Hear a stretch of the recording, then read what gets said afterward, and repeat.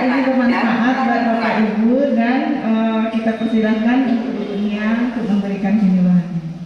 Assalamualaikum warahmatullahi wabarakatuh. Kok tidak semangat ibu-ibu, bapak-bapak? Nama saya Putri Lumiarti, itu biasa dipanggil Nia. Nomor antrian PD 4 ke Poli Penyakit Dalam. Kita sambil aja ya Bapak Ibu, sambil mendengarkan nomor antriannya, dengarkan juga ini sedikit penyuluhan dari gizinya.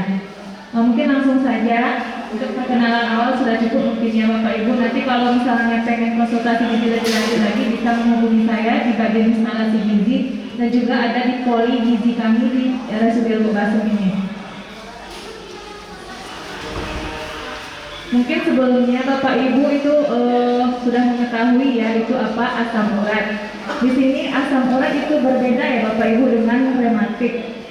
Cuman untuk gejala klinis mungkin hampir sama. Itu perbedaannya terlihat pada radang yang ditimbulkan. Kemudian ini ada pengertian dari asam urat itu sendiri. Itu merupakan hasil dari metabolisme purin, yang dimana purin itu merupakan senyawa protein. Yang itu di dalam tubuh kita itu berkisar antara 85%, kemudian 15%-nya itu di luar tubuh, itu berasal dari makanan. Kemudian purin di dalam makanan itu, purin dalam makanan 15% itu akan berisiko menimbulkan asam urat kalau berlebih di dalam tubuh kita ya. Ini ada kandungan normalnya untuk pria itu 3,5 sampai 7 mg per desiliter, untuk wanita 2,6 sampai 6 mg per desiliter. Itu penyebab dari asam urat salah satunya yaitu karena pembentukan dari asam urat itu sendiri yang berlebihan. Kemudian yang kedua, pengeluarannya itu melalui ginjal atau melalui urin kita yang berkurang. Kemudian yang ketiga, perombakan dalam usus yang berkurang.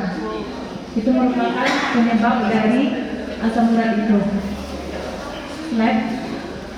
Ini ada faktor risiko. Faktor risiko biasanya itu terjadi pada orang yang berat badannya yang berlebih atau dikatakan obesitas. Kemudian yang kedua, peminum atau istilahnya peminum alkohol gitu, seperti minuman-minuman yang mengandung soda. Kemudian yang ketiga, memiliki riwayat keluarga dengan asam urat. Yang keempat, kurang minum air putih. Kemudian yang keenam, memiliki gangguan ginjal atau hipertensi. Itu sebelumnya sudah ada riwayat hipertensinya. Kemudian mempunyai kebiasaan sehari-hari yang mengkonsumsi makanan yang tinggi purin.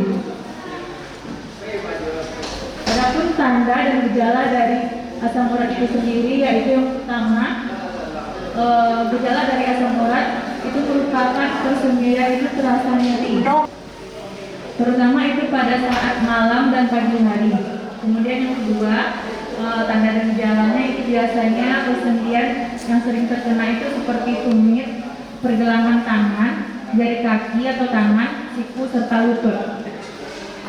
Kemudian yang ketiga, gejala asam urat itu biasanya persendiannya tersebut menjadi bengkak, kemudian terasa panas, memerah dan nyeri sekali biasanya. Ini ada pembengkakan sendi di mana itu dalam tubuh kita itu kristal-kristal asam urat itu seperti jarum yang tajam. Itu akan mengakibatkan sendi-sendi itu akan meradang. Itulah di sana asam urat tersebut berkembang. Jadi bisa menimbulkan pembengkakan atau peradangan serta kemerahan, akan terlihat kemerahan.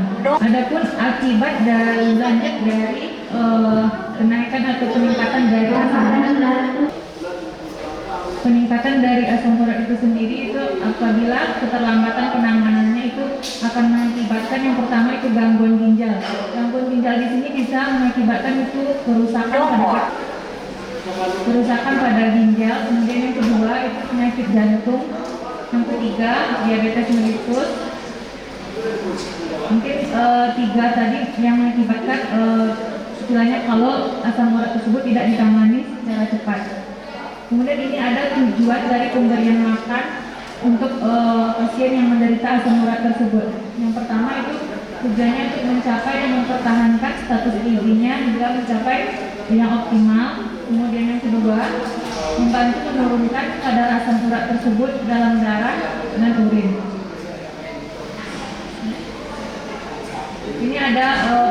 prinsip pemberian makannya, di mana prinsip diet pada penderita asam urat ini yang perlu kita ingat. Itu yang pertama, membatasi asupan purin atau rendah purin. Istilahnya di sini makanannya yang kandungan purinnya itu yang tinggi, kalau bisa dihindari. Nanti ada dijelaskan untuk slide berikutnya. Kemudian yang kedua, asupan energi itu disesuaikan dengan kebutuhan kita, karena untuk kebutuhan masing-masing. Karena kebutuhan masing-masing kita itu berbeda sesuai dengan jenis kelamin, umur, serta pekerjaan. Kemudian mengkonsumsi lebih banyak karbohidrat. Terusnya mengurangi konsumsi makanan yang berlemak. Kemudian mengkonsumsi banyak cairan, serta tidak mengkonsumsi minuman yang beralkohol, dan mengkonsumsi cukup vitamin dan mineral itu yang berasal dari sayur-sayuran dan buah-buahan. Kemudian ada pun syarat dari pemberiannya, yaitu yang pertama energi sesuai dengan kebutuhan. Kemudian protein cukup, itu diutamakan protein hewani, karena jenis protein di sini itu ada protein nabati, itu ada protein hewani dan protein nabati. Jadi di sini kita cukupkan utamakan yaitu untuk protein hewaninya. Kemudian hindari penggunaan sumber protein yang tinggi purin untuk makanan yang tinggi purin. Kemudian penggunaan lemaknya di sini sedang. Kemudian karbohidrat yang diberikan itu lebih banyak dari sebelumnya gitu. Kemudian untuk vitamin dan mineralnya cukup. Ini ada beberapa sumber makanan yang harus dihindari kalau seandainya kita mengkonsumsi, istilahnya kita dari hasil pemeriksaannya itu asam uratnya melebihi dari batas normal yang tadi ya Bapak Ibu ya. Ini ada beberapa makanan yang harus kita hindari, contohnya yaitu kayak otak, hati, jantung, ginjal, jeroan-jeroan ini di sini contohnya kayak tunjang atau makan makanan yang berlemak. Kemudian ekstrak daging atau kaldu itu biasanya banyak pada makanan, apalagi kalau sekarang itu istilahnya makanan kekinian yang banyak misalnya mengandung lemak. Kemudian bebek, ikan sarden, remis, dan udang. Ada pun makanan lainnya kayak misalnya makanan laut itu termasuk udang sana. Kemudian kalau untuk minuman bersoda itu kayak Pepsi, Fanta gitu. Apalagi zaman-zaman sekarang anak-anak muda juga kalau nggak ada minuman Pepsi atau Fanta itu istilahnya nggak gaul gitu ya Bapak Ibu ya. Kemudian minuman-minuman seperti kopi itu jeroan itu juga harus dihindari. Kalau seandainya kita sudah didiagnosa itu ada peningkatan asam uratnya. Ini sumber bahan makanan yang dibatasi. Maksud artian di sini dibatasi itu kita mengkonsumsinya dalam jumlah yang telah ditetapkan, itu diperbolehkan gitu ya, tidak boleh lebih dari kebutuhan yang ada gitu. Contohnya di sini seperti daging sapi, ikan, kemudian ayam, kacang-kacangan atau hasil olahannya seperti tahu tempe, kemudian asparagus, bayam, dan kangkung. Itu istilahnya dibatasi, dalam jumlah tertentu diperbolehkan bagi penderita asam urat. Ini sumber makanan yang boleh dimakan setiap hari. Contohnya di sini nasi, beras, ubi, singkong, jagung, roti, pokoknya biji-bijian boleh. Kemudian tepung beras, kue-kue gitu ya boleh. Kemudian keju, telur, sayuran, dan buah-buahan. Itu untuk buah-buahan itu kecuali durian ya Bapak Ibu ya. Karena selain itu mengandung kolesterol yang tinggi, durian ternyata juga mengandung kadar urin yang tinggi. Nah, ini ada pengaturan makanan, dimana itu seperti yang sudah dijelaskan tadi, ini juga ada sumber karbohidratnya, protein, dan kalau bisa disebabkan karena penggunaan jamu dari istilahnya peradangan sendi dari jamu. Jadi istilahnya kelanjutan dari jamu itu juga akan mengakibatkan kerusakan lembaga ginjal dan kekalahan. Mungkin sekian dari saya. Apabila ada pertanyaan atau masukan atau sejenis sharing boleh kita sampaikan di sini Bapak Ibu. Mungkin untuk tahap awal ada Bismillahirrahmanirrahim. Assalamualaikum warahmatullahi wabarakatuh. Saya sudah mendengar tentang paparan makanan yang dilarang dan yang dianjurkan. Di sini yang saya pertanyakan, apakah kesemutan atau kaki yang lama lipat itu termasuk salah satu gejala kesemutan? Itu saja yang saya pertanyakan. Nomor antrian PD 16 ke Poli penyakit. Ada ibu yang sudah bertanya gitu ya Bu, apakah kesemutan itu termasuk gejala dari asam urat ya Bu ya? Mungkin di sini terlebih dahulu kita harus mengetahui ya Bu. Mungkin sebagian masyarakat itu kurang mengenali perbedaan antara rematik dengan asam urat. Mungkin sebelumnya saya bertanya kepada ibu, dengan kesemutan ini sebenarnya ibu kena apa gitu, penyakit apa gitu? Mungkin rematik ya, kalau kena rematik ini saya gitu kan Bu. Mungkin itu perbedaan yang istilahnya kurang dipahami oleh masyarakat kita ya Bu ya. Mungkin ini saya jelaskan sedikit ya Bu, perbedaan antara rematik dengan asam urat tersebut. Rematik itu merupakan suatu penyakit yang disebabkan karena peradangan atau pemerusakan pada sendi atau organ kita. Sedangkan asam urat itu merupakan sejenis dari penyakit sendi tadi yang diakibatkan itu karena kadar asam urat atau purin kita yang berlebih di dalam darah. Jadi itu perbedaannya, dan biasanya pun yang menderita kalau untuk rematik itu biasanya untuk usia yang lebih dari 60 tahun. Biasanya yang sudah lanjut usia ya Bapak Ibu. Untuk yang asam urat biasanya itu pada usia muda pun sudah bisa terkena gitu. Salah satu tadi faktornya karena obesitas, dan berat badan, kemudian karena konsumsi alkohol yang berlebihan dan merokok aktif tadi. Makanya di usia muda pun juga bisa terkena. Salah satunya tadi ciri dan gejalanya kesemutan tadi itu susah dikenali untuk yang rematik dan asam urat. Karena kedua juga penyakit tersebut umumnya dengan ciri yang sama.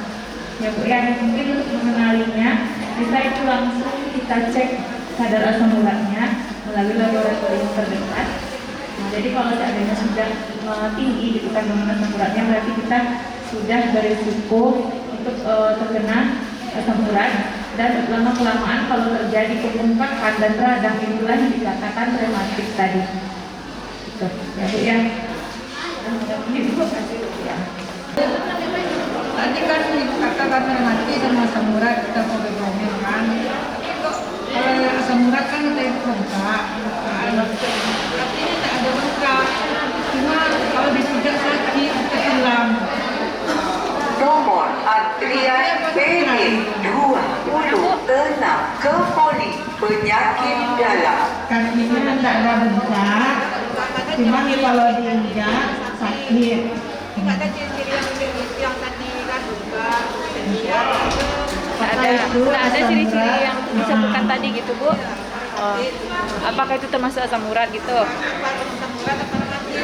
Kalau sebelumnya Ibu udah pernah Nomor antrian PD 27 ke Poli penyakit. kan tadi ya Bu ya, ciri-ciri istilahnya Bapak Effendi Pemisarau, Bapak Effendi Pemisarau. gejala yang ada pada asam urat tadi ya Bu, seperti radang sendi gitu ya Bu, kemerahan itu istilahnya dampak langsung yang bisa dilihat, kemudian pembengkakan pada sendi gitu ya Bu, seperti gambar yang sudah dilihatkan tadi. Mungkin karena itu tidak ada seperti tadi ya, tidak ada ciri-ciri tersebut, apakah itu menderita asam urat gitu ya Bu, itu pertanyaannya ya. Iya.